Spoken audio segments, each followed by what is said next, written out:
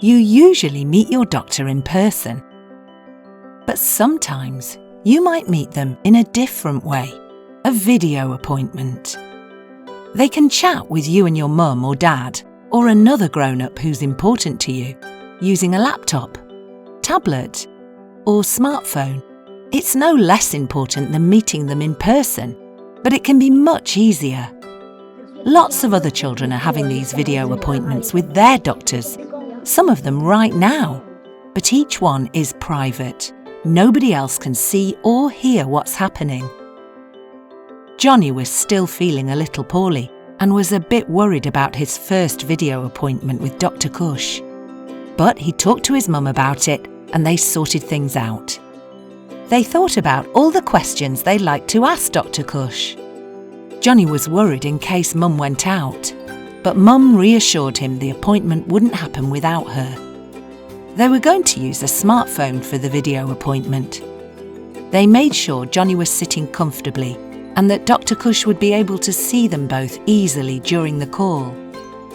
Johnny was going to bring his toy bunny Patch along to help him feel more comfortable. When it was time, Johnny soon realised it wasn't scary at all. Dr. Cush started off their chat. Johnny and his mum just needed to listen carefully and answer a few questions about how he was feeling, so Dr. Cush could think of ways to help. Johnny showed Dr. Cush where on his tummy it was still hurting, and was brave enough to ask if she thought he'd be able to go to Tyra's birthday party on Saturday. They then had a chat with Dr. Cush about ways to make Johnny feel better. Dr. Cush said Johnny would probably be fine to go to Tyra's party if he rested for a day or two and took his medicine, and told him how well he was getting on.